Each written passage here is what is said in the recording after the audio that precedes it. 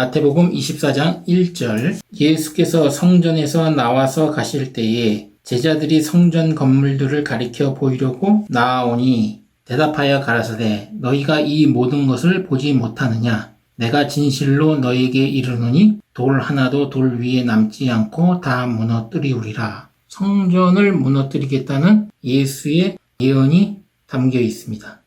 이 부분을 이해하려면 먼저 이 성전이 뭔지 알아야겠죠. 여기서 언급한 성전은 헤롯 성전입니다.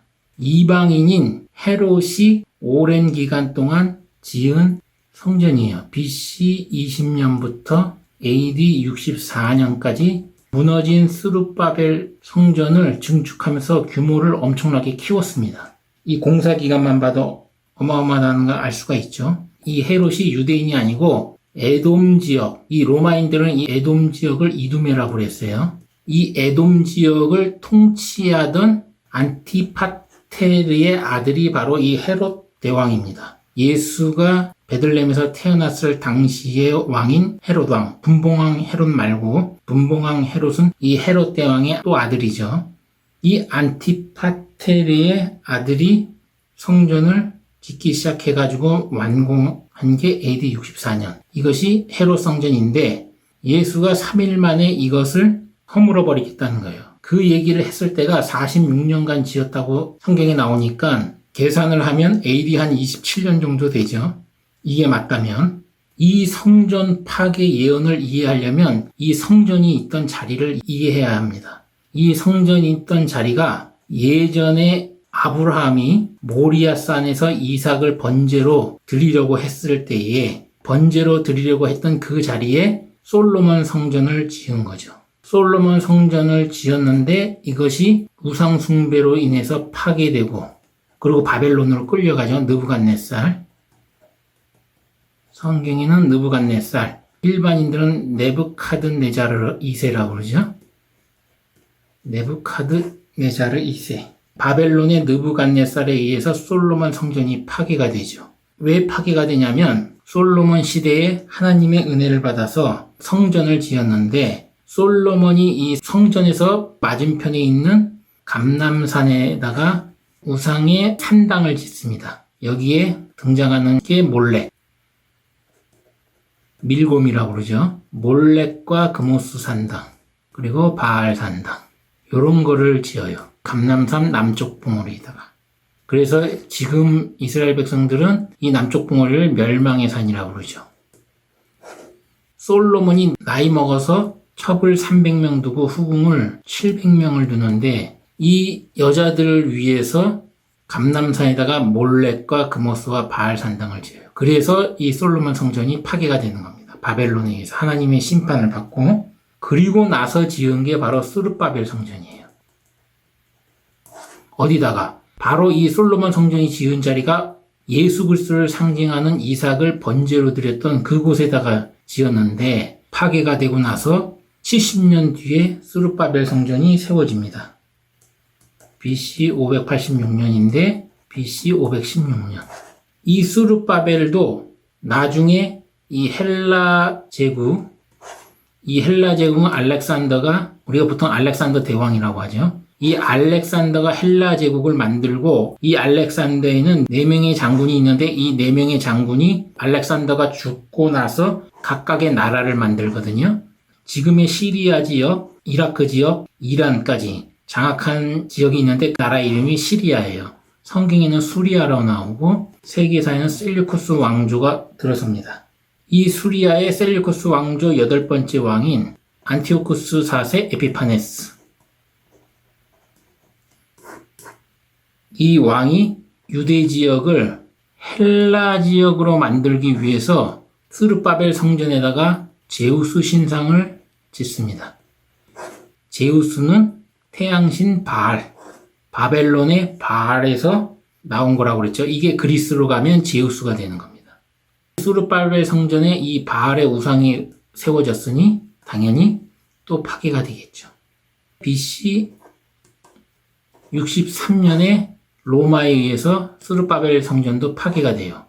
안티오쿠스 4세 에피파네스 이 사람이 스룹바벨 성전에다가 제우스 신상을 지었을 때에 BC 167년에 세웠는데 3년 뒤인 BC 164년에 마카비라는 유대인 세력들이 예루살렘을 쳐가지고 회복을 해요. 안티오쿠스 4세 에피파네스의 이 수리아라는 나라를 물리치고 예루살렘을 회복했지만 결국에는 성전에다가 바알을 상징하는 이 제우스 신상을 세우면서 로마에 의해서 스룹바벨 성전을 파괴시켜버리죠.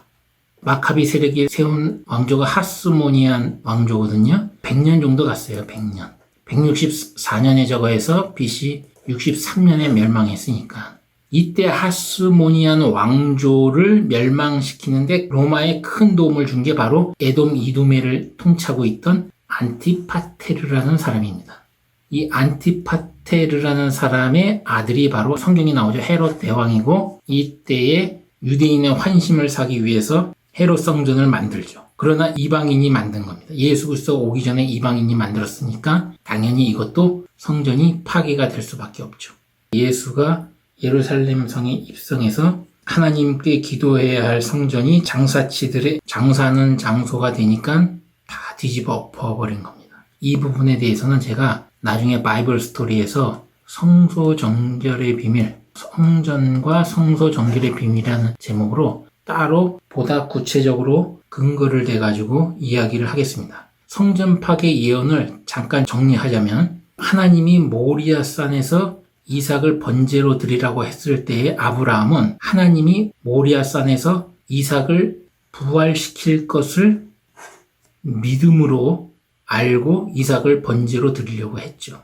그러나 하나님이 이삭을 번제로 드리는 것을 말리고 대신 수풀에 걸려있는 수양 하나를 데려다가 번제를 시키고 이때 예수 그리스도를 보낼 것을 약속을 하죠. 내 씨로 말미암아 천하 만민이 복을 얻을 것이다. 정말로 이 아브라함이 이삭을 번제로 바칠 때 하나님이 이삭을 100세 때에 주셨기 때문에 믿음으로 다시 부활시킬 것이라는 것을 믿었어요. 그것을 어디서 말하냐면 히브리서 11장 17절에서 19절 보면 나옵니다. 그 부분 한번 읽어보겠습니다. 히브리서 11장 17절에서 19절 아브라함은 시험을 받을 때에 믿음으로 이삭을 드렸으니 저는 약속을 받은 자로되 그 독생자를 드렸느니라. 저에게 이미 말씀하시기를 내 자손이라 칭할 자는 이삭으로 말미암으리라 하셨으니 저가 하나님이 능히 죽은 자 가운데서 다시 살리실 줄로 생각한지라.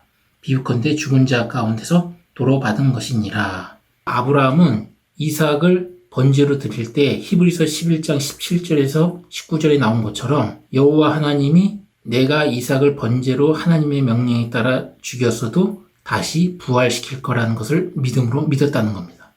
그리고 아무런 의심 없이 그대로 실행했다는 거예요. 여기서 바로 예수 그리스도의 죽음과 부활을 통해서 우리가 인간이 구원받을 것이라는 것을 상징하죠. 그 상징하는 장소가 바로 모리아산이에요. 이 모리아산에 솔로몬에게 성전을 허락할 때도 그냥 허락한 것이 아니라 솔로몬이 기브온 산당에 가가지고 이 기브온 산당에는 광야 때 친 모세의 장막이 있는 것이죠. 이 당시에 사두개인 할 때 들어왔죠. 바이블 스토리에서 사독 제사장이 관리하던 곳이에요. 이 기브온 산당에 가서 예수 그리스도를 상징하는 1000번제를 드리죠. 1000번제를 드리면서 하나님으로부터 지혜의 축복을 받죠. 그리고 막대한 재물이 쏟아집니다. 재물의 축복까지는 같이 따라오죠. 솔로몬이 특출해서 그런 게 아니고 바로 예수 그리스도를 상징하는 번제를 그것도 1000번제를 드렸기 때문에 그런 거예요.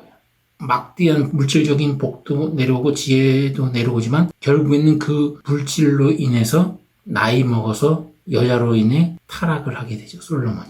요한계시록에 나오는 짐승에서 666의 비밀을 풀려면 바로 솔로몬 시대로 거슬러 올라가요.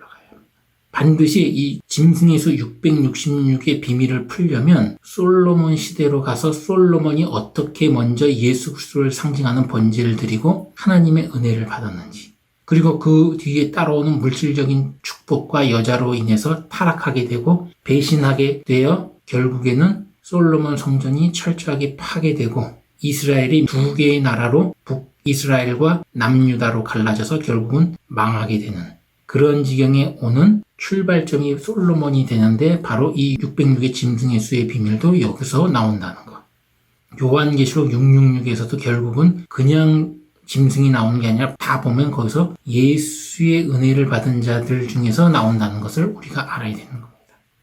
다시 본론으로 돌아가서 아브라함이 이삭을 번제를 했던 곳이 이 모리아산이고 이 모리아산이 바로 예루살렘이에요. 구조가 어떻게 되어 있냐면 여부스 족속을 쳐서 만든 것이 바로 다윗성이죠.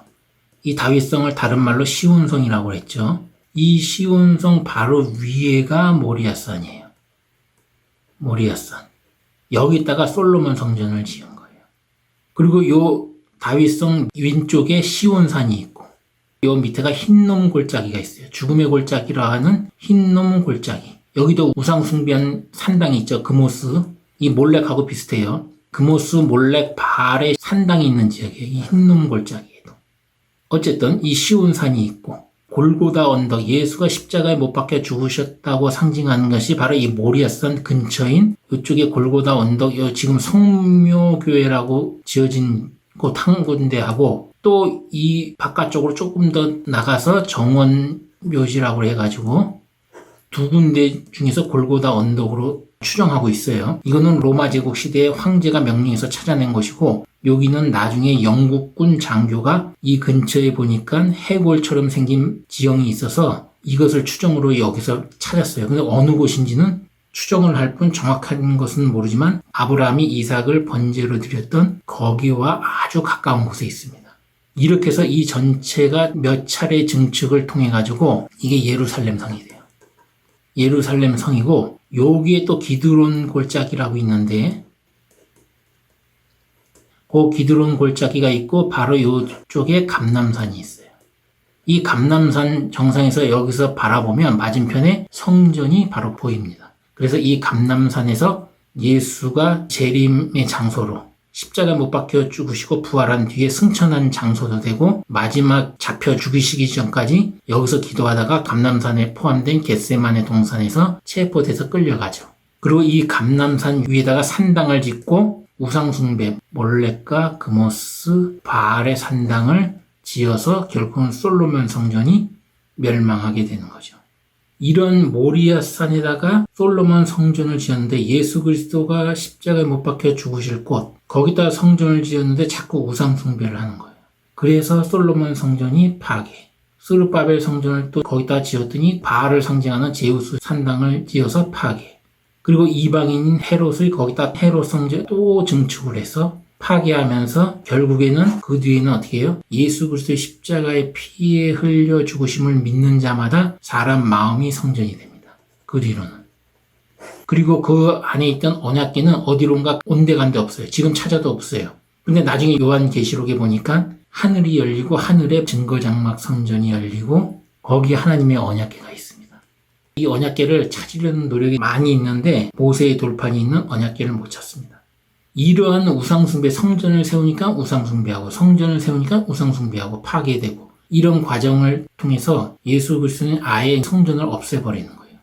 교회에서 이 성전과 같은 개념을 도입해서 형식주의, 종교주의로 치우치면서 현대판 바알들을 끌어들여서 현대판 우상숭배를 하고 있죠.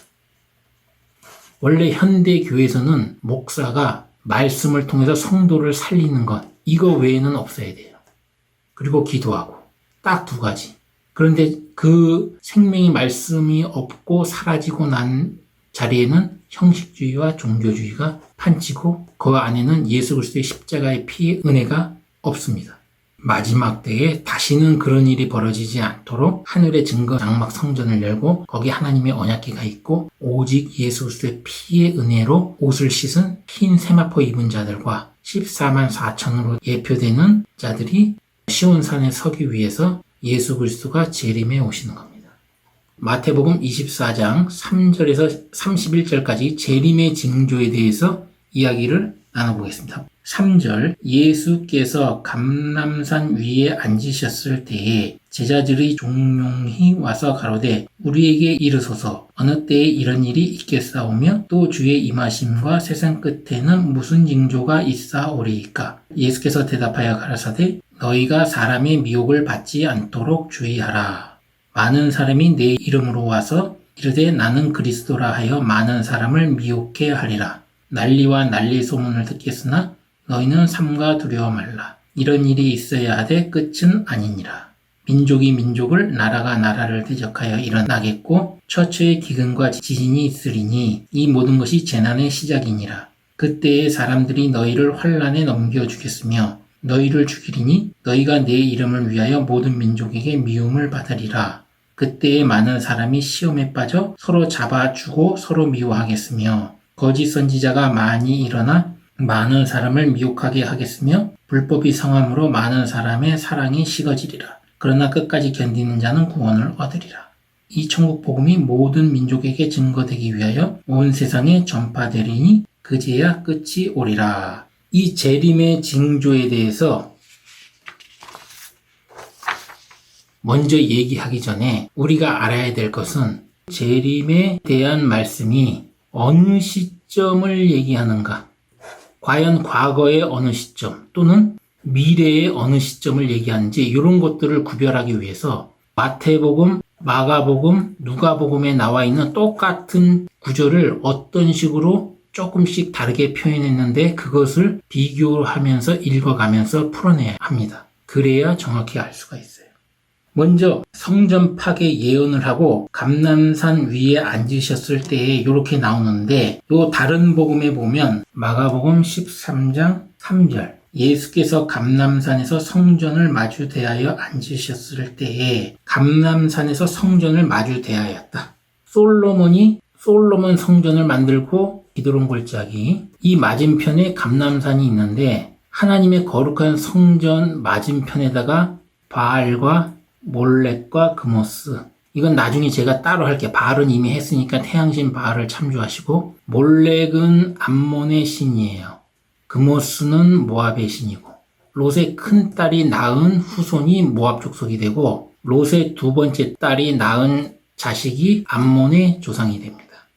이 창세기 19장에 나와요. 롯의 첫 번째 딸, 두 번째 딸이 자기 아버지 롯에게 술을 먹이고 동침을 해서 낳은 자식. 결국에는 이방신을 섬기는 이방 족속이 돼서 끊임없이 이스라엘을 괴롭힌다는 것. 이것도 나중에 따로 주제로 얘기하고 일단 다시 본론으로 넘어가서 예수 그리스도가 솔로몬 시대에 이 맞은편에 있는 산인 감람산에다가 우상 산당을 지었는데 이번에는 거꾸로 예수 그리스도가 이 감람산에 앉아서 이 예루살렘 안에 있는 헤롯 성전을 보면서 재림의 징조를 얘기하는 겁니다. 왜 재림을 통해서 구원을 완성을 시키려고 예수가 재림해 오는가? 하나님의 성전이 되어야 할 곳이 자꾸 타락하기 때문에 타락의 반복을 완전히 끊기 위해서 구원 완성하기 위해서 재림 예수가 오는 겁니다. 첫 아담이 에덴 동산에서 선악과를 따먹음으로써 범죄했을 때 이때부터 재림 예수 때까지 하나님의 이 구속섭리 항상 머릿속에 염두에 두고 성경 말씀을 바라봐야 돼요. 그래야 말씀을 전하는 목사든 누구든 그 말씀에 힘이 있고 생명이 있는 겁니다. 이 구속섭리를 제외한 그 어떤 얘기를 해도 생명이 없어요. 생명은 예수 그리스도에게서 나오기 때문에 그렇습니다. 마가복음 13장 3절을 보면 그 부분이 나온다는 거. 예수가 재림의 징조를 이기게 때 어떤 심정으로 말했는지 그거를 간접적으로 알 수가 있어요. 헤롯 성전을 바라보면서 얘기한다는 거. 그러나 마태복음 24장에는 그게 안 나오죠. 이 성전 파괴 때와 재림이 언제 있사오리까? 또 무슨 징조가 있사오리까? 이렇게 물어보는데 예수의 첫 일성이 뭐예요? 사람의 미혹을 받지 않도록 조심해라. 밑자가 사람의 정신, 마음을 흐릿하게 하고 어두워지게 하는 겁니다.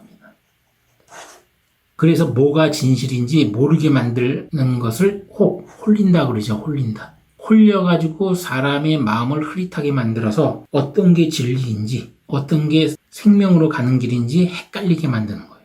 우리가 미로라고 그러죠. 이 똑같은 한자를 해가지고 헷갈리게 만드는 길을 미로라고 그러고 헷갈리게 하는 장소를 뭐라고 그래요? 미궁이라고 하죠. 미궁. 헷갈리게 하려고 홀리는 거예요.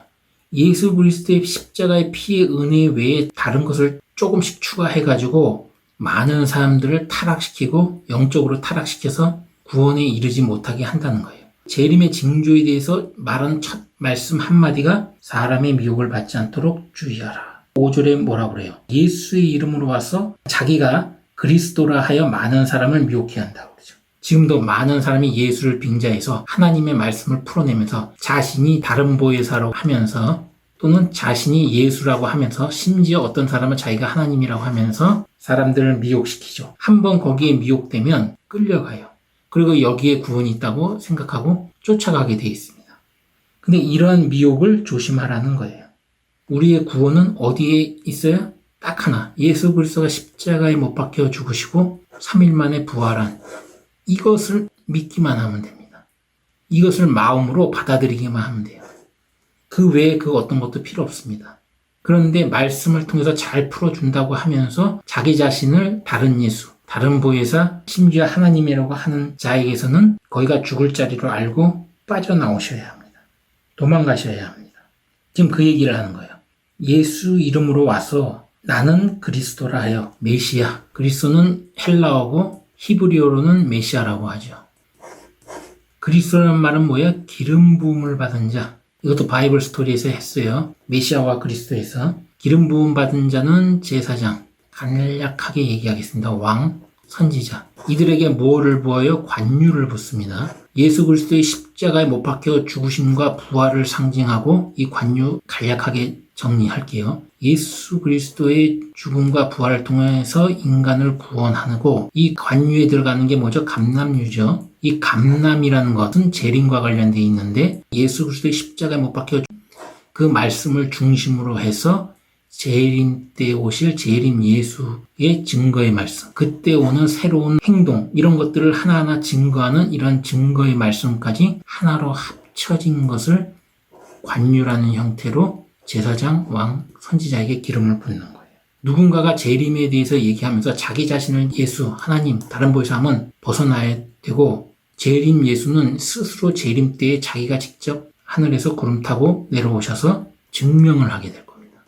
그것도 능력으로. 초림 때에 많은 병자를 고친 것에 대해 훨씬 더 많은 능력을 가지고 와서 자기 자신이 재림 예수라는 것을 증명해 내실 겁니다. 그러니까 이런 능력 없는 사람들 현혹에 속지 말라고 예수가 직접 얘기하고 있는 겁니다. 그 다음에 민족이 민족을, 나라가 나라를 대적하여 일어나겠고 처처의 기근과 지진이 있으리니 이 모든 것이 재난의 시작이니라. 민족이 민족을, 나라가 나라를 대적하여 일어난다는 얘기는 항상 그래왔거든요. 그러면 예수 이전에는 그런 일이 없었는가? 있었어요. 그럼 이게 무슨 뜻인가? 비유라는 걸 알 수가 있겠죠. 저는 이 민족을 예를 들어서 종교라고 생각을 해요. 무슨 얘기냐면 카톨릭, 정교회, 불교, 이슬람교, 힌두교 이러한 종교들을 영적으로 각기 민족이라고 저는 봅니다. 그리고 나라는 이 카톨릭이든 개신교든 이 안에 어느 교회, 어디 교회, 교회를 나라라고 하든가 아니면 교단이 있죠. 장로교, 친례교, 기아성 이런 여러 가지가 있겠죠. 카톨릭에도 예수회가 또 따로 있죠. 이런 식으로 하나하나 보다 이 종교보다 작은 분파들을 저는 나라라고 봅니다. 영적인 비유로 그것을 풀어낸다면 그러면 종교와 종교가 싸우고 교회가 교회끼리 싸운다는 것을 알 수가 있어요. 처처의 기근과 지진이 일어난다고 하는데 이것은 마음이 흔들리는 거예요. 땅은 사람의 마음이거든요. 마음이 흔들린다. 왜 흔들릴까요? 싸우잖아요. 어느 교회가 어느 교회 싸우고 종교와 종교가 싸우니까 어느 것이 진리인지 모르니까 예수 그리스도의 십자가의 피의 은혜가 중심에 잡혀있지 않으니까 흔들리는 겁니다. 기근은 생명의 말씀을 먹을 데가 없어요. 이제 갈수록 하나님의 말씀을 통해서 영적으로 생명의 말씀을 먹어야 되는데 그런 말씀이 없어지는 것을 양식이 끊어지는 거죠. 기근은. 그래서 굶어 죽는 거죠. 영적으로 굶어 죽는 것을 이렇게 기근으로 표현을 합니다. 그리고 문자 그대로 해석할 수도 있어요. 그러면 어떤 식으로 해석을 해야 될 것이냐? 그것은 재림 때 실제로 오는 실상, 앞으로 이제 실상이 오겠죠. 마치 구약의 사람들이 예수 그리스도가 십자가에 못 박혀 죽는 실상을 못 보고 죽었듯이 우리는 재림 때 오실 예수가 어떤 형태로 오실지, 어떤 역사를 할지 아직은 몰라요.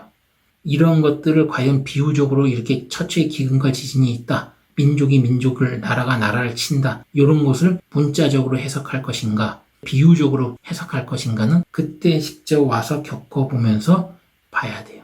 그래서 저는 이 두 가지를 다 열어놓습니다. 가능성을.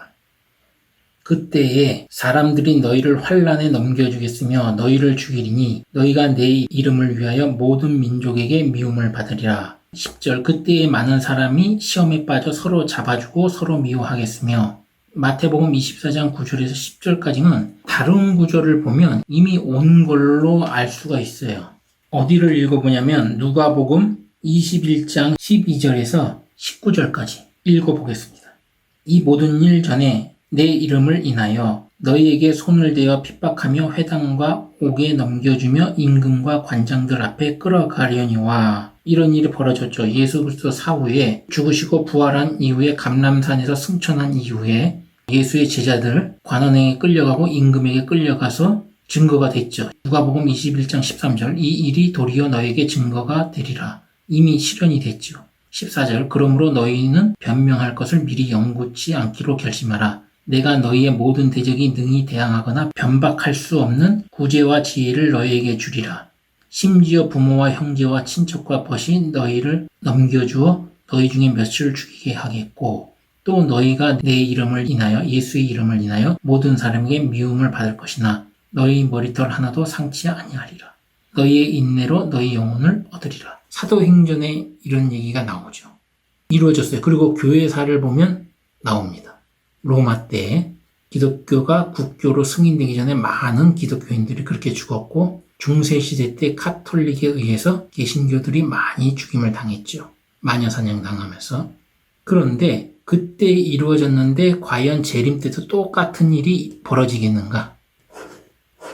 마치 이 성전 파괴, 솔로몬 성전이 파괴되고 타락해서 스룹바벨 성전이 제우스 신상의 이방인 왕에 의해 세워지면서 다시 파괴되고 헤롯 성전이 AD 70년 티투스 로마 장군에 의해서 파괴되고 그 뒤에도 파괴된 성전에다가 로마식 성전을 지어가면서 주피터라고 하죠. 주피터 또는 다른 발음을 유피테르라고 하죠. 이 주피터는 담무스를 상징해요. 태양신 바알의 아들 담무스를 상징합니다. 주피터는.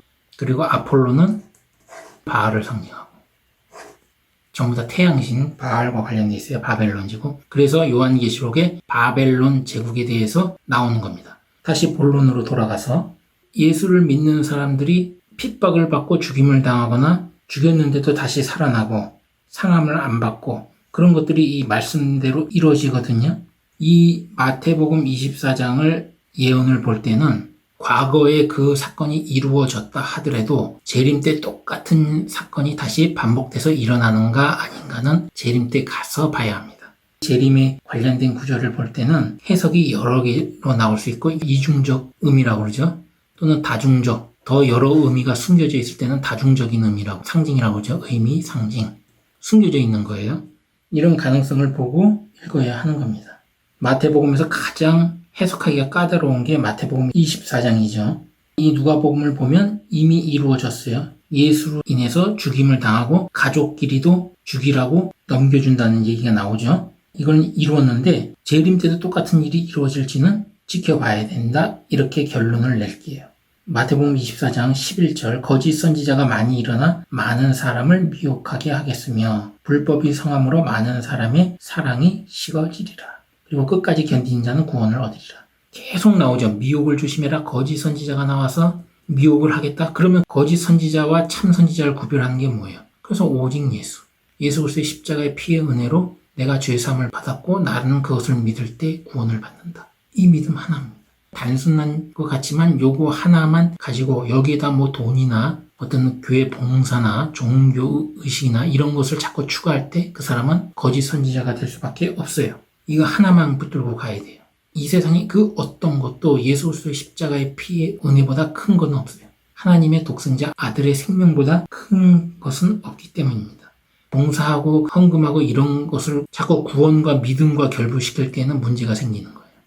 구원과 믿음은 오직 예수 그리스도의 십자가의 피의 은혜. 가난한 자나 부유한 자나 이거 하나만 갖고 가야 구원을 받는다. 그런데 여기다 자꾸 플러스를 시키면 전부 다 거짓 선지자가 된다. 재림에 관한 얘기를 특별하게 해석한다는 많은 교회들이 있죠. 그런 교회 다니는 사람들은 스스로 자기를 돌이켜 봐야 돼요. 내가 정말로 거짓 선지자에게 미혹된 것이 아닌가? 하나님의 법은 예수 그리스도의 피의 은혜의 법.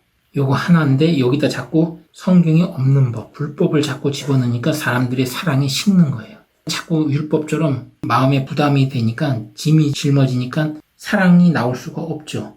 자기도 그 짐 때문에 무거워 죽겠는데, 힘들어 죽겠는데.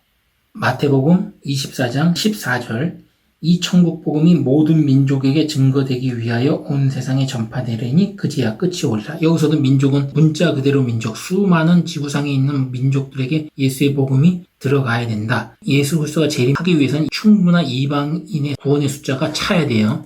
어쨌든 민족은 문자적으로 모든 지구상에 있는 민족도 될 수 있고 아니면 종교, 이 많은 종교를 믿는 사람들, 이 사람들에게 예수의 복음이, 천국 복음이 들어갈 때까지 참는다. 이렇게 두 가지로 해석할 수가 있는 거예요. 실제로 재림 때 와봐야 안다는 거예요. 이것을 민족으로 해석해야 될지, 문자적으로 해석해야 될지, 비유적으로 해석해야 될지 두 가지 가능성을 저는 다 열어놓습니다.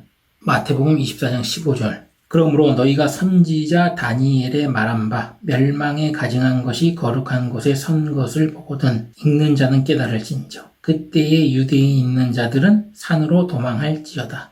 지붕 위에 있는 자는 집 안에 있는 물건을 가지러 내려가지 말며 밭에 있는 자는 겉옷을 가지러 뒤로 돌이키지 말지어다. 그날에는 아이 벤 자들과 젖 먹이는 자들에게 화가 있으리로다. 너희의 도망하는 일이 겨울에나 안식일에 되지 않도록 기도하라. 이는 그때에 큰 환란이 있겠음이라. 창세부터 지금까지 이런 환란이 없었고 후에도 없으리라. 그날을 감하지 아니할 것이면 모든 육체가 구원을 얻지 못할 것이나 그러나 택하신 자를 위하여 그 날을 감하시리라. 다니엘의 말한 바 다니엘서 9장 27절에 나오죠. 멸망에 가증한 것이 거룩한 곳에 선 것을 보거든. 예언은 다중적인 의미가 있다는 얘기. 다니엘 시점에서 보면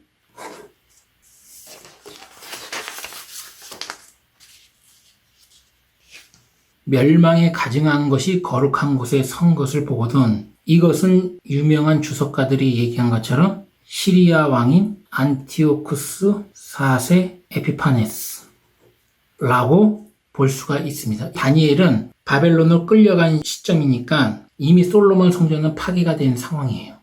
그러면 그 이후면 스룹바벨이겠죠. 스룹바벨 성전. 이 스룹바벨 성전에 안티오쿠스 4세 에피파네스가 제우스 신상을 세우죠. 이 부분은 성경에 나오지가 않아요. 스룹바벨 성전에 제우스 신상을 세우는 것은 나오지 않는데, 그리고 이 스룹바벨 성전이 파괴되는 BC 63년 로마의 침략에 의해서 예루살렘이 점령되면서 스룹바벨 성전이 파괴가 돼요. 이 부분도 나오지가 않아요. 이 다니엘 시점에서 보면 이미 다니엘의 예언은 실현됐다고 볼 수가 있습니다. 그런데 마태복음 24장 15절에 보니까 예수가 다니엘서에서 예언한 그 말씀을 다시 끄집어냅니다. 예수의 시점에서 다시 보자고요.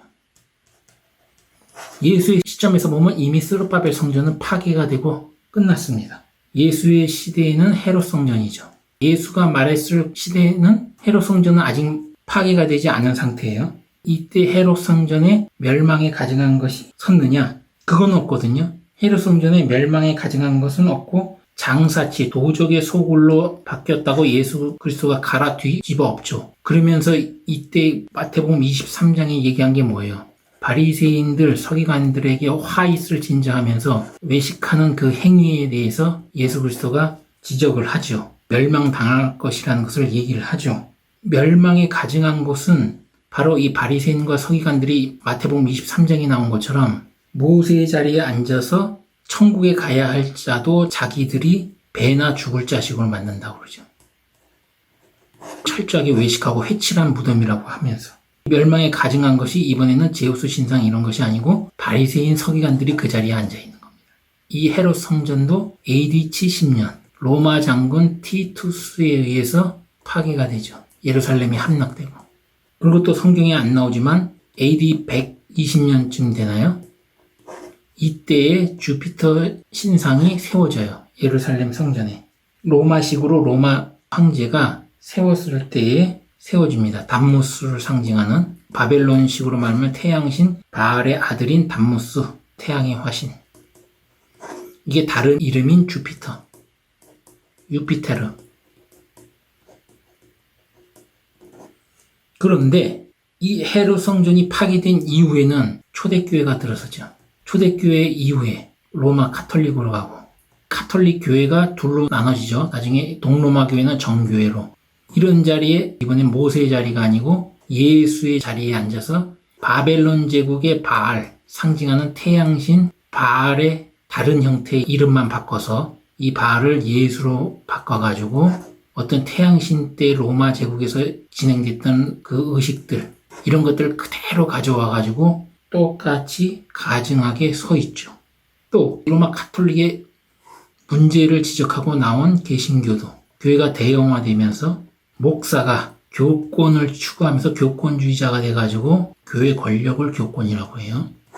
줄여서 교권. 이 교권주의자가 돼가지고 목사를 우상화, 신격화해요. 그래서 멸망에 가증한 것이 되죠. 자체로. 재림 때에 이러한 멸망에 가증한 것이 있으면 어디로 도망가라는 겁니다. 마태복음 24장 16절에 어디로 도망가라고 해요? 산으로 도망가라고 합니다. 그런데 여러분도 아실 거예요. 소돔과 고모라 멸망 때 롯이 천사들이 하루 전에 알려주고 롯 보고 산으로 도망가라고 하는데 롯은 산보다는 작은 성인 그 옆에 있는 소알성으로 일단 도망을 가죠. 그리고 소돔과 고모라가 멸망하고 소알이 다시 두려워서 다시 도망을 가는데 산으로 도망을 가게 됩니다. 그게 창세기 나와요. 창세기 19장인가 나와요. 한번 읽어보세요. 근데 여기서는 그냥 산이라고 나오고 롯 이야기는 그러면 이 도망가는 산은 어디냐? 어디 교회에서는 이게 요한계시록 14장에 있는 시온산에 예수와 14만 4천이 선다고 해서 여기 도망가는 산은 시온산이다 이렇게 얘기하는데 시온산이 아닙니다. 그럼 어디예요? 성경에는 감람산이라고 나옵니다. 스가랴서 14장 4절에 나오죠. 한번 읽어보겠습니다. 스가랴서 14장 4절 그 날에 이 스가랴서는 먼저 읽기 전에 스가랴서는 여러분들이 알아야 될 것이 1장부터 11장까지 초림 예수에 대한 예언이 나오고 12장부터 14장까지는 재림 예수에 대해서 이야기가 나옵니다. 스가랴서 14장 4절부터 5절까지 읽어보겠습니다. 그날에 그의 발이 예루살렘 앞 곧 동편 감람산에 서실 것이요. 여기서 그는 누구냐면 영어 성경을 보니까 로드 대문자로 나와요. 그럼 여호와 하나님이라는 걸 알 수 있는데 감람산은 그 한가운데가 동서로 갈라져 매우 큰 골짜기가 되어 산 절반은 북으로 절반은 남으로 옮기고 감람산이 있는데 감람산이 둘로 쪼개진다는 거예요. 하나는 북쪽으로 날아가고 하나는 남쪽으로 간다는 거예요. 옮겨진다는 얘기예요. 그러면서 5절에 나오죠. 그 산 골짜기는 아셀까지 미치어지라.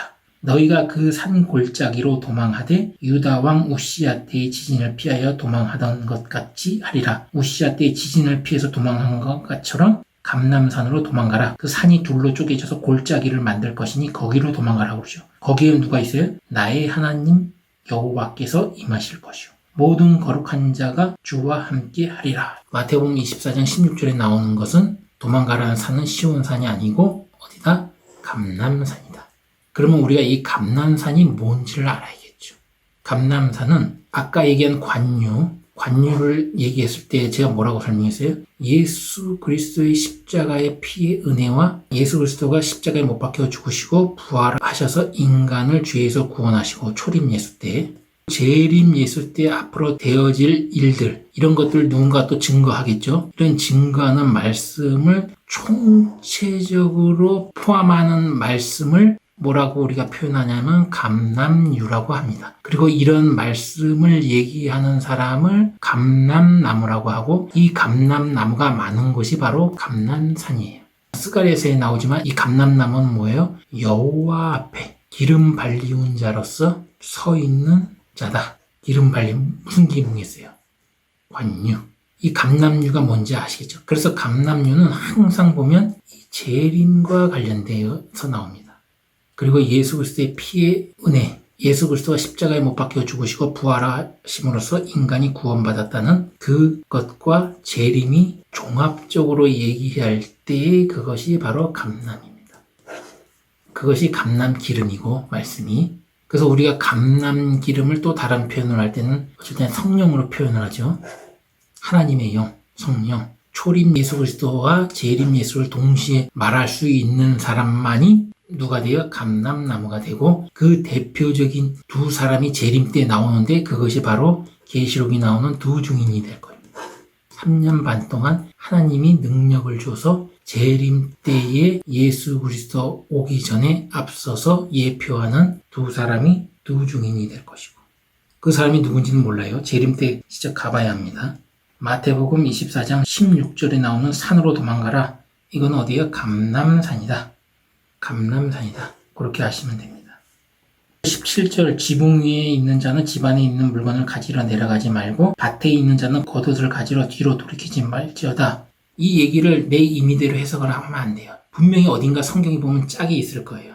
그것이 어디 있냐면 누가복음에 있어요. 어디를 읽냐면 누가복음 17장 32절에서 32절까지를 읽어보면 그 힌트가 나옵니다. 읽겠습니다. 그 날에 만일 사람이 지붕 위에 있고 그 세간이 집 안에 있으면 그것을 가지러 내려오지 말 것이요. 밭에 있는 자도 이와 같이 뒤로 돌이키지 말 것이라. 그 다음에 32절에 뭐라고 나오냐면 롯의 처를 생각하라. 여기에 힌트가 있어요. 롯의 처. 소돔과 고모라가 멸망할 때 롯과 두 딸과 그 롯의 아내 빠져나가는데 롯의 아내는 돌아봤죠. 뒤를 돌아보지 말라고 했는데 산으로 도망가라고 했는데 돌아보는 순간에 소금 기둥이 되죠. 자기가 빠져나와야 할 곳에 대해서 어떤 미련을 가지면 이렇게 된다는 얘기예요. 돌이키지 말라는 거예요. 멸망이 가증한 것이 거룩한 곳에 선 것을 네가 지붕에서 봤느냐? 그러면 돌이키지 말고 주저하지 말고 거기서 빠져나와 산으로 도망가라는 얘기죠. 그만큼 다급하게 가라는 거예요. 도망가라는 거예요. 집 안에 있는 물건도 가지지 말고 도망가라는 거예요. 유대인의 관습을 보면 지붕에서 뭘 하냐면, 왜 지붕에 올라갔냐면 지붕에서는 사람들끼리 대화를 나눠요. 사무엘상을 보면 사울과 사무엘이 지붕에서 담화를 하는 장면이 나오거든요. 그리고 스바냐서 이런 데 보면 지붕 위에서 태양신 바알이나 몰렉이나 그모스 같은 것을 우상 숭배를 하기도 합니다. 거기서 예루살렘 성을 보면서 기도도 하고 타락한 자들은 우상 숭배를 해요. 그리고 잔치도 하고 여러 쓰임새로 쓰입니다. 지붕이. 그러니까 이 짝을 보고 롯의 처를 기억하라고 한 거 보니까 미련을 갖지 말라는 거구나. 멸망에 가증한 것이 거룩한 곳에 선 것을 보면 그 어떤 교회가 그렇다면 빠져나가는데 미련을 두지 말고 어디로 도망가라는 거예요? 바로 예수 그리스도의 십자가의 피의 은혜로 말미암아 내가 죄사함을 받고 거기에 초림 예수뿐만 아니라 재림 예수까지 그 실상까지 봐가면서 증거할 수 있는 그러한 사람을 찾아서 도망가라는 거죠. 분명히 예비되어 있다는 얘기입니다. 누가복음 23장에 보면 이것이 어디 부분적으로 이루어지는 것이 아니에요. 부분적으로 이루어지는 게 아니고 누가복음 20장 35절을 보면 뭐라고 되어 있냐면 이 날은 온 지구상에 거하는 모든 사람에게 임하리라 이렇게 나와 있습니다. 온 지구상에 거하는 모든 사람에게 임하는 게 재림의 징조입니다. 지금 재림의 징조라고 하면서 어느 교회에서만 자기네들끼리만 해석을 하고 이런 데는 다 뭐예요? 가짜라는 얘기예요. 전 지구상의 모든 사람에게 이루어지는 얘기라고 누가복음 21장 35절에 나옵니다. 재림의 징조는. 모르게 하는 게 아니라 알게 한다는 얘기죠. 마태복음 24장 19절 보면 그날에는 아이벤 자들과 젖먹이는 자들에게 화가 있으리로다. 예수 그리스도의 십자가의 피의 은혜는 아는데 구체적으로 하나님의 말씀에 대해서 잘 모르는 사람들을 이렇게 젖먹이나 아이로 표현할 수 있겠죠. 그걸 가리키는 사람들은 젖먹이는 자 또는 아이벤 자라고 할 수가 있고, 이런 자들이 환란이 있겠다 이렇게 표현할 수도 있지만 문자적으로 말 그대로 환란이 생겨서 아이벤 자와 젖먹이는 자들이 화가 있다고 그렇게도 해석할 수 있어요. 그것도 짝이 있어요. 누가복음 21장에 보면 나옵니다. 21장 23절에서 24절. 그 날에는 아이벤 자들과 젖먹이는 자들에게 화가 있으리니 이는 땅에 큰 환난과 이 백성에게 진노가 있겠음이로다. 저희가 칼날에 죽임을 당하며 모든 이방에 사로잡혀 가겠고 예루살렘은 이방인의 때가 차기까지 이방인들에게 밟히리라. 저희가 칼날에 죽임을 당하면 모든 이방에 사로잡혀 가겠고, 분명히 유대인들에 대한 얘기예요. 예루살렘은 이방인의 때가 차기까지 이방인들에게 밟히리라. 그러면 과연 재림 때는 영적으로 해석해가지고 예수를 믿는 지금 우리들은 또 영적으로 이렇게 일을 당하지 않을까? 이렇게 생각할 수는 있어요. 두 가지로 표현되는데 예루살렘이 파괴됐을 때 한 번 이루어졌다. 예언은 그때마다 반복적으로 이루어지면서 최종적으로는 재림 때에 되어질 일들을 겨냥한다고 보시면 돼요. 돌아가서 19절. 그래서 그 날에는 아이벤 자들과 젖먹인 자들에게 화가 있으리로다 이렇게 얘기한 것을 문자적으로 해석하는 것을 무시하면 안 됩니다. 비유적으로 해석하더라도 이 두 가지 가능성을 그래서 열어놓는 거예요. 마태복음 24장 20절. 너희의 도망하는 일이 겨울에나 안식일에 되지 않도록 기도하라. 너희의 도망하는 일이 겨울이나 안식일이 되지 않도록 기도하래요. 왜냐하면 힌트를 줬죠. 21절. 그는 그때에 큰 환란이 있겠음이라. 창세로부터 지금까지 이런 환란이 없었고 후에도 없으리라. 아하, 큰 환란이 겨울에나 안식일에 일어날 가능성이 있구나. 그럼 도대체 겨울과 안식일이 뭔데? 이렇게 생각할 수가 있어요. 만약에 영적으로 겨울을 얘기한다면 겨울은 뭐죠? 아무도 살아있는 자가 없는 거예요. 표면적으로는 다 죽어 있어야 돼요. 영적으로 더 이상 살아있는 말씀을 전해주는 자가 없어서 영적으로 사람들이 거의 다 죽어있는 상태를 영적으로 죽어있는 시대를 겨울이라고 표현할 수가 있어요. 그러니까 누가 가르쳐주는 사람 없는데 이때 환란이 와봐요. 어떻게 되겠어요? 다 죽지. 안식일의 주인은 누구죠? 예수 그리스도.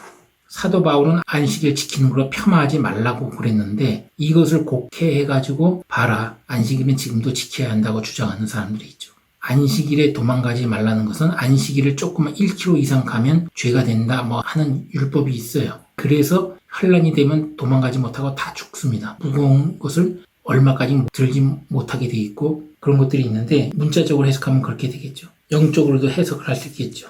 마태복음 24장 22절. 그날을 감하지 아니할 것이면 모든 육체가 구원을 얻지 못할 것이나 그러나 택하신 자들 위하여 그날을 감한다. 택하신 자들이 있다는 거예요. 그래서 환란을 감한다는 얘기고 23절. 그때에 사람이 너희에게 말하되 보라 그리스도가 여기 있다. 혹 저기 있다 하여도 믿지 말라. 거짓 그리스도들과 거짓 선지자들이 일어나 큰 표적과 기사를 보여 할 수만 있으면 택하신 자들도 미혹하게 하리라. 재림의 징조가 올 때, 재림이 가까이 올 때, 예수 그리스도가 재림하기 직전에 환란이 왔을 때에 여기저기서 예수 그리스도가 여기 있다, 구원자가 여기 있다 그래도 믿지 말라는 거예요. 거짓 선지자들이 일어나서 큰 표적과 능력을 나타낸다는 거죠.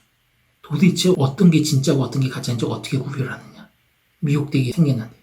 예수 그리스도 십자가의 피의 은혜와 부활, 그것으로 말미암아 내가 죄 사함을 받았다는 거 이거 하나만 붙들고 가야 된다. 예수 그리스도의 피만 붙들고 가야 된다. 거기다가 무엇인가를 자꾸 추가하면 그 사람이 능력이 있다 하더라도 거짓 선지자로 보고 쫓아가서는 안 된다. 그렇게 구별해야 된다. 그렇게 얘기하는 거예요. 능력까지 나타내면서 미혹시킨다는데 택하신 자들도 그러잖아요. 미혹당해서. 마태복음 24장 25절. 보라, 내가 너희에게 미리 말하였노라. 그러면 사람들이 너희에게 말하되 보라, 그리스도가 광야에 있다 하여도 나가지 말고 보라, 골방에 있다 하여도 믿지 말라. 넓은 들판 같은 광야에 가서 또는 사막, 여기는 유대인들이니까 사막지대겠죠. 광야에 있다 하여도 나가지 말고 골방에 있다가 하여도 믿지 말래요. 왜냐? 27절. 번개가 동편에서 나서 서편까지 번쩍인가 같이 인자의 임함도 그러하리라.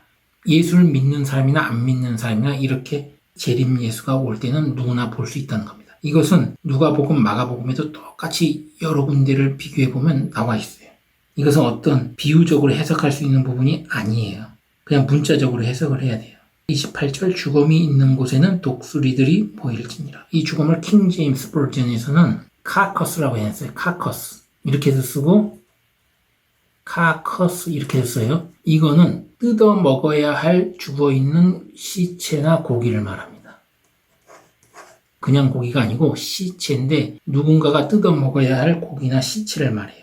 그럼 이게 도대체 무슨 뜻이냐? 독수리는 성경에서 하나님이 쓰일 때 하나님이 어떤 힘으로 누군가를 구원해서 건져낼 때 독수리의 날개를 건져낸다 이런 기술기는 나오는데 독수리는 죽은 시체를 먹는 새예요. 그렇기 때문에 이것을 죽음이 있는 곳에 독수리들이 모일지니라. 이것을 과연 그러면 어떻게 해석해야 하는가?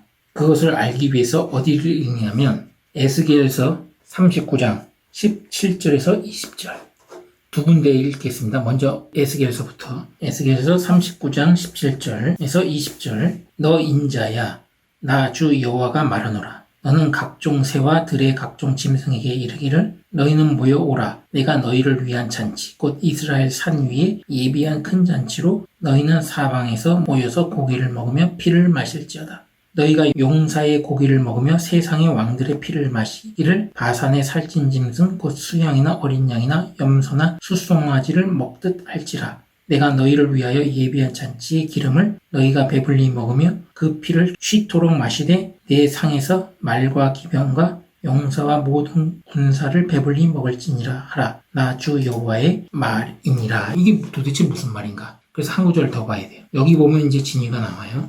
요한계시록 19장 17절에서 18절. 또 내가 보니 한 천사가 해에 서서 공중에 나는 모든 새를 향하여 큰 음성으로 외쳐 가로되 와서 하나님의 큰 잔치에 모여 왕들의 고기와 장군들의 고기와 장사들의 고기와 말들과 그 탄 자들의 고기와 자유한 자들이나 종들이나 물은 대소하고 모든 자의 고기를 먹으라 하더라. 이 요한계시록 19장에는 예수 그리스도가 재림해 와서 그동안 거짓 선지자나 우상이나 이런 자들 바벨론 음녀, 큰 음녀 밑에서 종교 행사나 종교 의식이나 이런 걸로 예수의 자리에 앉아가지고 배불리 먹던 자, 현대판 바리새인 서기관들 이런 자들을 전부 다 잡아다가 죽여서 그것을 새들이 와서 먹게 한다는 얘기예요. 요한계시록 19장 17절 18절. 그래서 이 마태복음 24장 28절은 죽음이 있는 곳에 독수리들이 모일지니라는 그렇게 해석을 해야 합니다. 심판 때에 마지막 때에 바벨론 제국, 영적 바벨론 밑에서 호의호식하던 자들을 심판받아서 그 고기를 새들이 와서 먹는다. 이렇게 해석을 해야 합니다. 마태복음 24장 29절. 그날 환란 후에 즉시 해가 어두워지며 달이 빛을 내지 아니하며 별들이 하늘에서 떨어지며 하늘의 권능들이 흔들리리라. 그때에 인자의 징조가 하늘에서 보이겠고 그때의 땅의 모든 족속들이 통곡하여 그들이 인자가 구름을 타고 능력과 큰 영광으로 오는 것을 보리라. 저가 큰 나팔 소리와 함께 천사들을 보내리니 저희가 그 택하신 자들을 하늘 이 끝에서 저 끝까지 사방에서 모으리라. 그날 후에 즉시 해가 어두워지며 일단 문자적으로 해석해야겠죠. 해가 어두워지고 해가 어두워지면 당연히 달은 빛을 내지 않겠죠. 그리고 별들이 하늘에서 떨어진다는 얘기는 별들도 빛을 안 낸다는 얘기죠. 그리고 하늘의 권능들이 흔들리리라. 문자적으로 해석하면 그런 일이 벌어진다는 거고 비유적으로 해석하면 해는 누구예요? 여호와 하나님. 달은 누구예요? 예수 그리스도. 별은 누구예요? 바로 예수 그리스도의 말씀을 전하는 목자나 이런 사람들을 말하겠죠. 비유적으로 해석할 것인가? 문자적으로 해석할 것인가? 이것은 어떻게 해야 된다? 재림 때에 실제로 예수 그리스도가 오실 때의 실상을 보고 판단을 해야 된다. 지금으로서는 알 수가 없다. 이렇게 얘기해야 됩니다. 그러나 두 가지 해석할 수 있다는 것. 이렇게 해서 재림의 징조가 끝나는데 31절까지 쭉 흐름을 보면 그 안에 예수 그리스도가 있고 그 예수 그리스도를 빙자해서 예수 그리스도의 자리에 앉아서 거짓 선지자들이 미혹하면서 택하신 자들도 미혹해서 멸망하게 만든다는 것을 알 수가 있어요. 미혹을 받지 않으려면 예수 그리스도의 십자가의 피의 은혜, 예수 그리스도가 인간의 죄를 짊어지고 죽으셨다가 3일 만에 부활한 그 십자가의 은혜, 구원의 조건으로 이거 하나만 붙들고 끝까지 가야 된다. 누군가가 여기다가 자꾸 플러스 알파 시키면 그 사람은 거짓 선지자로 보고 도망가야 된다. 그런 가증한 사람한테서 도망가야 된다. 어디로? 감람산이 있는 곳. 감람산은 초림 예수와 재림 예수의 모든 역사, 증거의 말씀, 모든 것을 아는 그런 곳으로 도망가야 된다.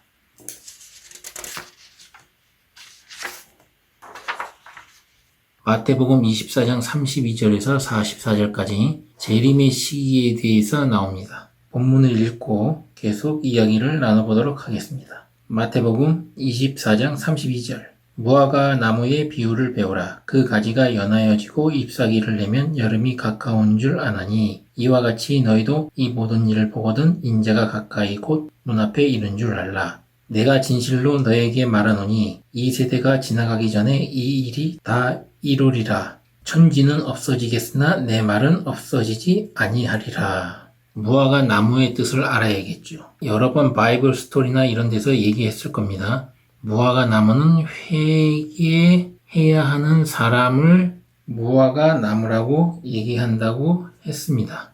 그러면 도대체 마태복음 24장 32절에서 나오는 무화과 나무는 누구냐? 유대인으로 해석을 하면 이것을 어떻게 해석할 수 있냐면 예수 그리스도가 재림 때 유대인들 중에 남은 자들을 구원하겠다는 계획이 여기에 숨어 있다고 얘기할 수가 있고, 첫 번째. 두 번째는 무화과 나무에 어떤 의미를 부여하지 않고 그 자체 문맥 속에서 재림 때에 무화과 나무가 가지가 연하여지고 잎사귀를 내면 여름이 가까운 줄 아나니 회개하는 사람이 마지막에 생기게 되면 예수가 재림해 온다, 이렇게도 해석할 수가 있어요. 그런데 단순하게 그냥 해석하는 것보다 회개할 때가 이제 한 번 더 기회가 온다, 회개할 기회가 한 번 더 주어진다, 이렇게 해석하는 것보다 유대인으로 해석하게 되면 어떤 해석이 나오게 되냐면 아까 첫 번째 얘기한 것처럼 재림 때에 유대인들을 하나님이 다 버리지 않고 남은 자들을 구원하겠다는 계획을 우리가 알 수가 있어요. 이게 스가랴서 12장에 보면 그런 얘기가 나와요. 한번 읽어보겠습니다. 스가랴서 12장 10절에서 11절까지 읽어보겠습니다. 내가 다윗의 집과 예루살렘 거민에게 은총과 간구하는 심령을 부어주리니, 회개하는 이제 심령을 부어준다는 거예요. 간구하는 거, 뭔가 간절히 구하는 거죠. 그들이 그 찌른 바 그를 바라보고 그를 위하여 애통하기를 독자를 위하여 애통하듯 하며 그를 위하여 통곡하기를 장자를 위하여 통곡하듯 하리로다. 그 찌른 바, 누굴 찌른 거예요? 예수 그리스도를 찌른 게 나오죠. 11절, 그날에 예루살렘에 큰 애통이 있으리니 무깃도 골짜기 하다드림몬에 있던 애통과 같을 것이라. 무깃도 골짜기 하다드림몬, 드림몬에 있었던 애통, 이것이 무엇이냐? 먼저 10절에 보면 은총과 간구하는 심령을 부어준대요. 그날에 스가랴서 12장부터 14장까지는 재림 예수 때라고 얘기했죠. 이때에 간구하는 심령을 줘서 애통하게 한다. 어디에? 다윗의 집과 예루살렘 거민에게.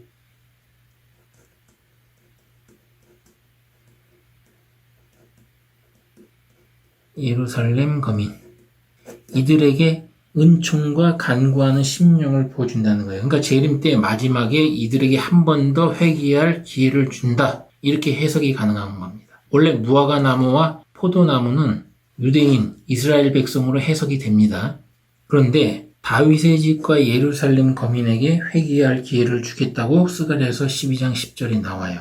11절에 무깃도 골짜기 하다드림몬에 있던 애통과 같다. 무깃도 골짜기 하다드림몬에 있던 애통이 뭐냐면, 요시야 왕이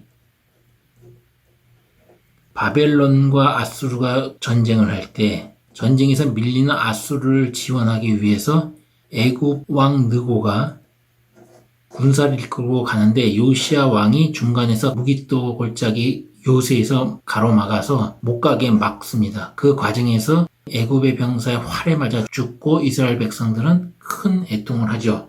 그런데 이 애굽 느고가 이 아수르를 도와주러 가는 것은 하나님의 뜻인데 이것을 반대하다가 죽임을 당해요. 이때 예레미야 선지자도 슬퍼해서 기록해 놓은 게 예레미야 예가예요. 그만큼 요시야 왕이 죽은 거는 이스라엘 백성 전체의 큰 애통이었어요. 그 큰 애통이 일어날 것이다. 큰 회개의 역사가 일어날 것이고 재림 때 한 번 더 유대인들에게 회개할 기회를 준다고 얘기하는 겁니다. 그리고 10절에 그를 찌른 자, 예수 그리스도를 찔렀죠. 로마인 군병들이. 그 구조를 통해 가지고 애통을 한다 이거죠. 그 찌른 바 그를 바라보고 그를 위하여 애통한다. 예수를 보고 애통한다는 얘기는 뭐예요? 회개한다는 얘기죠. 그런 역사가 있는 겁니다. 그래서 그것을 무화과 나무 비유를 배우라, 이렇게 해석도 가능한 겁니다. 1번, 2번 둘 중에 어떤 거냐? 둘 다 가능성을 열어놓지만 이 유대인들이 회개할 기회를 한번 줄 것이고 그 중에 남은 자 중에서 14만 4천이 바로 입 맞는 사람들이 아닐까, 이렇게 생각합니다. 요한계시록에 나오는 14만 4천의 정체. 구체적으로 입 맞는 숫자 14만 4천에 대해서 야곱의 12아들 12지파의 각 지파당 12,000명씩 이렇게 나오죠. 이것이 나는 유대인들이라고 봅니다. 그리고 셀 수 없는 무리, 세마포를 입고 셀 수 없는 무리들이 바로 우리와 같은 이방인들, 예수의 피에 옷을 씻어서 나오는 자들, 그렇게 보거든요. 14만 4천이라고 어디에서 그러면서 자기들 임의대로 지파를 만들어서 그런 것들을 만드는 것 자체가 저는 잘못됐다고 봐요. 바로 이런 스가랴서 12장 10절에서 11절을 보니까, 그리고 마태복음 24장 32절에서 33절 무화과 나무 비유를 배우고 이렇게 유대인들이 재림에 가까워서 회개하는 큰 역사가 일어나는 것을 보면 예수 그리스도가 곧 재림이 임박할 것이다 라는 것을 깨달아라. 그러면서 뭐라 그래요? 36절 그러나 그 날과 그때는 아무도 모르나니 하늘의 천사들도 아들도 모르고 오직 아버지만 아시느니라. 여호와 하나님만 안다고 24장 36절에 얘기하고 있습니다. 비유를 또 예를 들죠. 마태복음 24장 37절 노아의 예를 듭니다. 노아의 때와 같이 인자의 임함도 그러하리라. 홍수 전에 노아가 방주에 들어가던 날까지 사람들이 먹고 마시고 장가들고 시집가고 있으면서 홍수가 나서 저희를 다 멸하기까지 깨닫지 못하였으니 인자의 임함도 이와 같으리라. 대다수 사람들이 깨닫지 못한다는 거예요. 재림 예수가 언제 오는지. 물론 노아처럼 아는 사람 소수는 있겠죠. 그 소수에 들어가기를 원한다면 예수 그리스도의 피의 은혜의 반석 위에 하나님 말씀을 본인이 세워서 자기 심령 안에다가 말씀의 집을 세워야 합니다.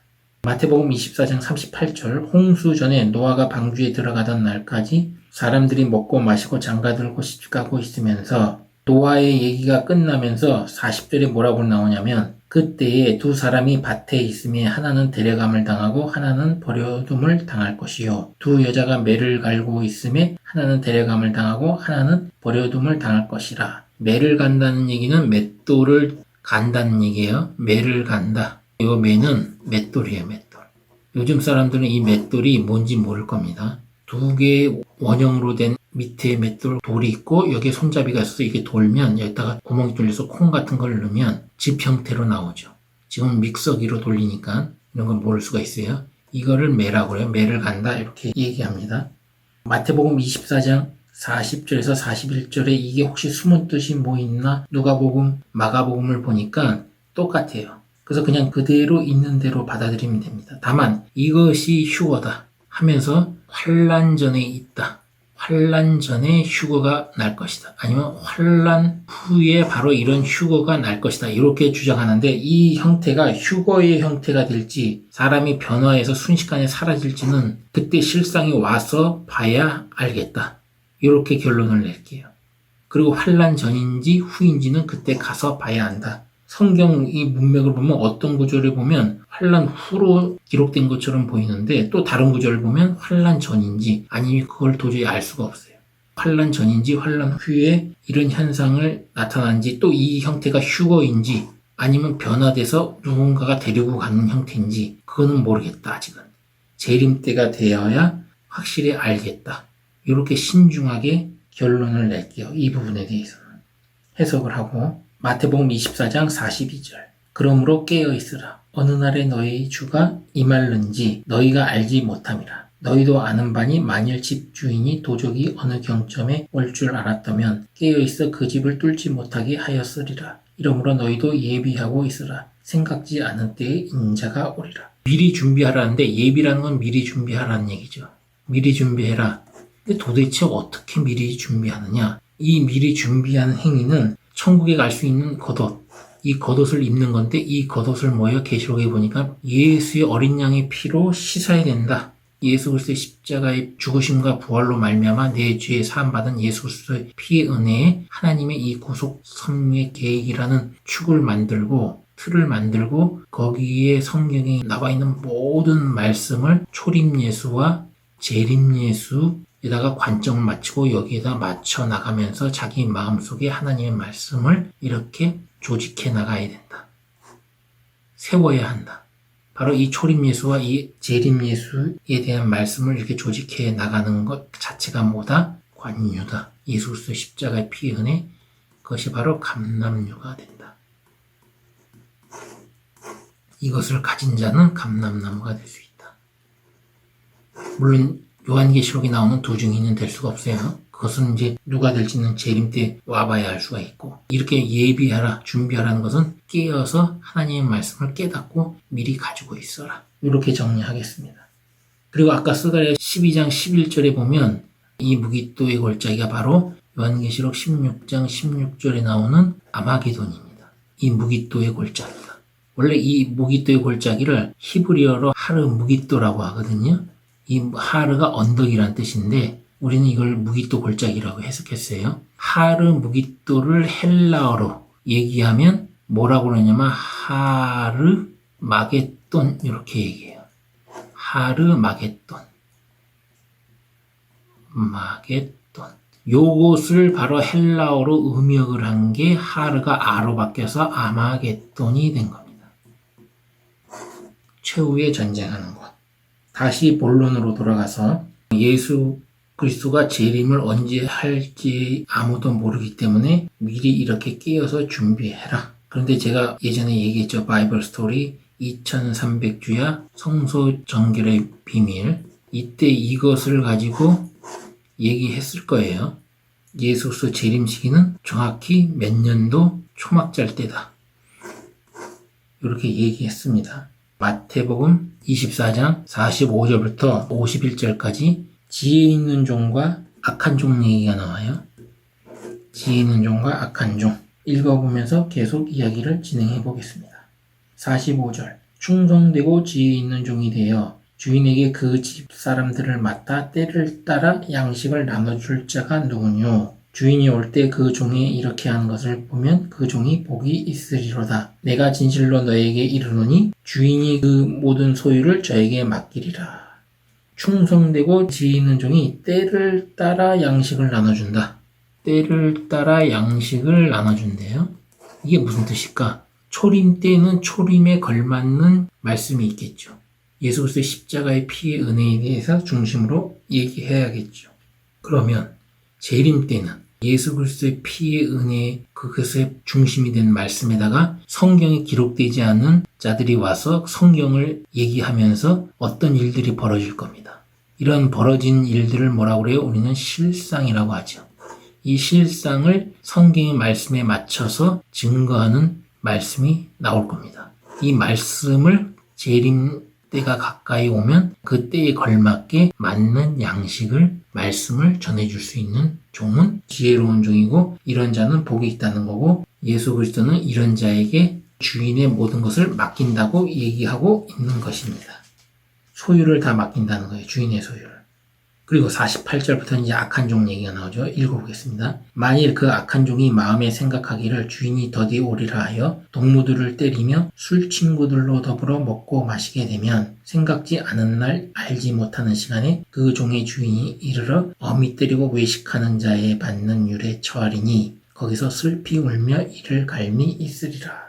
악한 종이 나오되 동무들을 때리며 하나님의 말씀을 전하는 자들을 공격한다는 얘기일 거예요. 아마 동무들을 때린다는 얘기는. 술 친구들로 더불어 먹고 마시게 되면 방탕한다는 얘기인데 51절이 보면 외식하는 자에 받는 율에 처한다 그랬어요. 외식하는 자가 받는 처벌, 형벌. 동무들을 때리고 술 친구들과 더불어 먹고 마신 자는 누구라는 걸 알 수 있는 거예요? 외식하는 자들이라는 걸 알 수가 있는 겁니다. 아, 술에 취하고 방탕하게 하면 그게 외식이구나. 예수 그리스도의 십자가의 피의 은혜, 그 은혜에다가 자꾸 종교의식, 또 행위로 플러스 시켜서 이거를 해야 믿음이 있고 구원이 있는 양 이렇게 가리키는 자들은 전부 다 뭐예요? 동무들을 때리고 술 취해서 먹고 마시는 자와 같은 거예요. 외식하는 율에 처해서 외식하는 율의 형벌이 뭐예요? 바깥 어두운 곳에 쫓겨나서 슬피 울며 이를 가는 거예요. 마태복음 24장 1절에서 2절까지는 헤롯 성전이 파괴될 것이라는 예언들이 나오고 마태복음 24장 3절에서 31절까지는 예수가 재림해 올 때 또 성전이 파괴될 때 어떠한 일들이 벌어질 거라는 것에 대한 얘기들이 쭉 나오고 특히 사람의 미혹을 받지 말아라. 여기에 예수 이름을 빙자해서 자기가 메시아다, 그리스도다 하는 자들이 많이 나오고 거짓 선지자들이 나와서 이적과 하늘에서 큰 표적과 기사를 보여 할 수만 있으면 택하신 자들도 미혹하는 역사가 일어난다. 그리스도가 광야에 있다고 해도 골방에 있다고 해도 믿지 말아라. 모든 자가 볼 수 있게 번개가 동편에서 나서 서편에까지 번쩍인 같이 재림 예수 그리스도가 임할 것이다. 강림할 것이다. 그 영적 바벨론 밑에서 외식하면서 호의호식하는 자들, 그런 자들은 재림 예수가 와서 심판해서 죽임을 당할 자들이 있는데 그런 자들은 새들이 와서 그 고기를 뜯어먹게 될 것이다. 마태복음 24장 32절부터는 무화과 나무의 비유가 나오는데 이 무화과 나무를 유대인으로 해석을 했다. 즉 재림 때에 이스라엘 백성들, 아브라함에게 복을 주고 아브라함과 이삭과 야곱의 자손들에게도 마지막 남은 자들을 구원하기 위해서 한 번 더 유대의 큰 회개의 역사가 일어날 것이다. 절기 얘기 잠깐 언급했을 때 초실절, 2개의 초실절 얘기했을 때 속죄절이라고 있죠. 속죄절. 이 속죄절에 이런 역사가 일어날 것이라고 저는 봅니다. 유대인들이 마지막으로 큰 회개의 역사가 일어나는 것을 보거든 재림 예수가 가까이 곧 올 것이라는 것을 깨달아라. 그러나 정확한 시간, 재림에 오는 정확한 타이밍은 오직 여호와 하나님만 안다. 예수 자신도 모른다. 천사도 모르고 노아의 때처럼 그렇게 임할 것이다. 바로 이렇게 때를 따라 양식을 줄 수 있는 자가 누구뇨? 줄 수 있는 자는 복되고 그런 자에게 주인의 소유를 다 맡길 것이고 재림 예수가 언제 올지 관심도 없고 동무들을 때리며 술 취하는 자, 외식하는 자, 종교 행위로서 그냥 신앙생활을 하면서 양을 가리키는 목회자 역할을 하는 사람들은 결국은 어떻게 된다? 외식하는 자의 형벌에 처한다. 이상입니다.